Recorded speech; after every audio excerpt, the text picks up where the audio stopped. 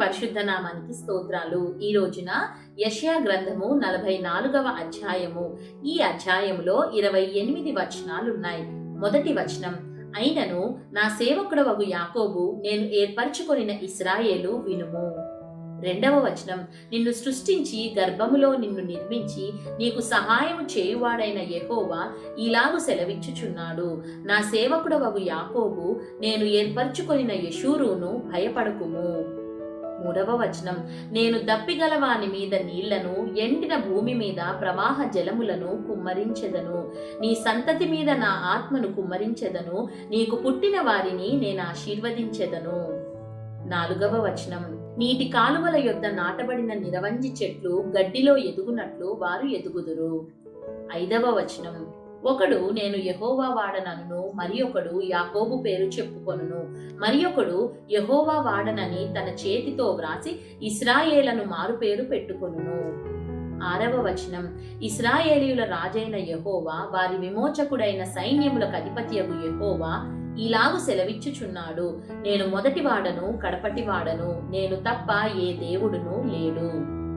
ఏడవ వచనం, ఆదిలోనున్న జనమును నియమించినది మొదలుకొని నేను తెలియజేయుచు వచ్చినట్లు తెలియజేయగలవాడెవడు? అట్టివాడెక్కడైనా నుండిన ఎడల నాకు తెలియజెప్పవలెను, ఆ సంగతి నాకు ప్రచురింపవలెను. అట్టివారు భవిష్యత్ విషయమును రాబోవు సంగతులను తెలియజెప్పువారై ఉండవలెను. ఎనిమిదవ వచనం, మీరు వెరవకుడి, భయపడకుడి. పూర్వకాలము నుండి నేను నీకు ఆ సంగతి వినిపించి తెలియజేయలేదా? మీరే నాకు సాక్షులు. నేను తప్ప వేరొక దేవుడున్నాడా? నేను తప్ప ఆశ్రయదుర్గమేదియూ లేదు, ఉన్నట్టు నేనెరుగను. తొమ్మిదవ వచనం, విగ్రహమును నిర్మించిన వారందరూ మాయ వంటి వారు, వారికిష్టమైన విగ్రహములు నిష్ప్రయోజనములు, తామే అందుకు సాక్షులు. వారు గ్రహించువారు కారు, ఎరుగువారు కారు, గనుక వారు సిగ్గుపడరు. పదవ వచనం, ఎందుకును పనికిరాని విగ్రహమును పోతపోసి దానినొక దేవునిగా నిరూపించువాడెవడు?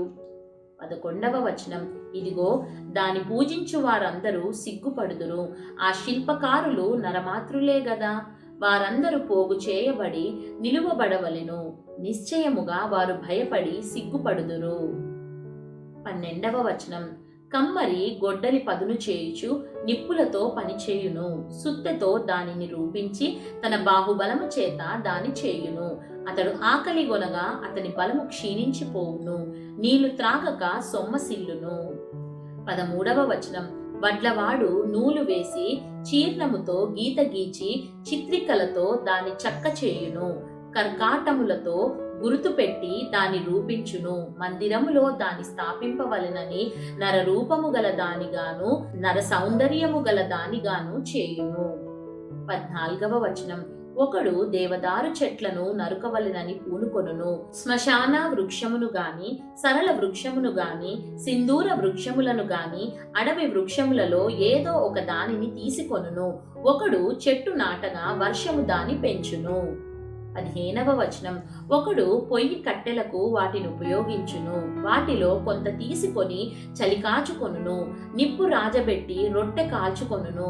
ఒక తుండు తీసుకొని దానితో ఒక దేవతను చేసుకొనును, దానికి నమస్కారము చేయును, దానితో ఒక విగ్రహము చేసి దానికి సాగిలపడును. 16వ వచనం, అగ్నితో సగము కాల్చియున్నాడు, కొదువ సగముతో మాంసము వండి భక్షించియున్నాడు. తిని తృప్తి పొందగా చలి కాచుకొనును. ఆహా, చలి కాచుకొంటిని, వెచ్చగా ఉన్నది అని అనుకొనుచున్నాడు. 17వ వచనం, దానిలో మిగిలిన భాగముతో తనకు దేవతగానున్న విగ్రహమును చేయించుకొనును, దాని ఎదుట సాగిలపడుచు నమస్కారము చేయుచు నీవే నా దేవుడవు, నన్ను రక్షింపుమని ప్రార్థించును. 18వ వచనం, వారు వివేచింపరు, గ్రహింపరు, చూడకుండునట్లు వారి కన్నులు కప్పబడెను, గ్రహింపకుండునట్లు వారి హృదయములు మూయబడెను. 19వ వచనం, ఎవడును ఆలోచన చేయడు. నేను అగ్నిలో సగము కాల్చి తిని, నిప్పుల మీద వేసి రొట్టె కాల్చి తిని, దానితో మాంసము వండుకొని భోజనము చేసి తిని, మిగిలిన దానిని తీసుకొని దానితో హేయమైన దాని చేయుదునా, చెట్టు మొద్దుకు సాష్టాంగపడుదునా అని ఎవడును ఆలోచింపడు.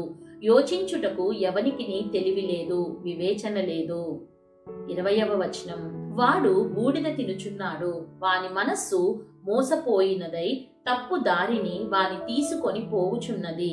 వాడు తన ఆత్మను రక్షించుకొన జాలడనియు నా కుడి చేతిలో అబద్ధం ఉన్నది గదా అనియు అనుకొనుటకు వానికి బుద్ధి చాలదు. 21వ వచనం, యాకోబు, ఇశ్రాయేలు, వీటిని జ్ఞాపకము చేసుకొనుము. నీవు నా సేవకుడవు, నేను నిన్ను నిర్మించితిని. ఇశ్రాయేలు, నీవు నాకు సేవకుడవై ఉన్నావు, నేను నిన్ను మరచిపోజాలను. 22వ వచనం, మంచు విడిపోవునట్లుగా నేను నీ అతిక్రమములను, మబ్బు తొలగినట్లుగా నీ పాపములను తుడిచివేసి ఉన్నాను. నేను నిన్ను విమోచించి ఉన్నాను, నా యొద్దకు మళ్ళుకొనుము. 23వ వచనం, యెహోవా ఆ కార్యమును సమాప్తి చేసి ఉన్నాడు.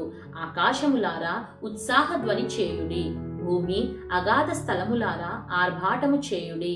పర్వతములారా, అరణ్యమా, అందులోని ప్రతి వృక్షమా సంగీతనాదము చేయుడి. యెహోవా యాకోబును విమోచించును, ఆయన ఇశ్రాయేలులో తన్ను తాను మహిమోన్నతునిగా కనుపరుచుకొనును. 24వ వచనం, గర్భము నుండి నిన్ను నిర్మించిన నీ విమోచకుడగు యెహోవా ఈలాగు సెలవిచ్చుచున్నాడు. యెహోవానగు నేనే సమస్తమును జరిగించువాడను, నేనొకడనే ఆకాశమును విశాలపరిచిన వాడను, నేనే భూమిని పరిచిన వాడను. 25వ వచనం, నేనే ప్రగల్భుల ప్రవచనములను వ్యర్థము చేయువాడను, సోదెకాండ్రను వెర్రివారినిగా చేయువాడను, జ్ఞానులను వెనుకకు త్రిప్పి వారి విద్యను అవిద్యగా చేయువాడను నేనే.